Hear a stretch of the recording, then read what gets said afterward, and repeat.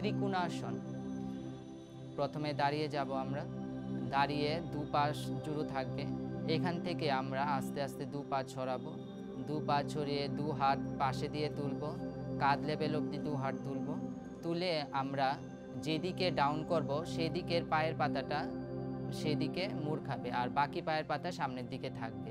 প্রথমে আমরা ডান দিকে করছি, ডান পায়ের পাতা ডান দিকে থাকবে এবং বাঁ পায়ের পাতা সামনের দিকে থাকবে।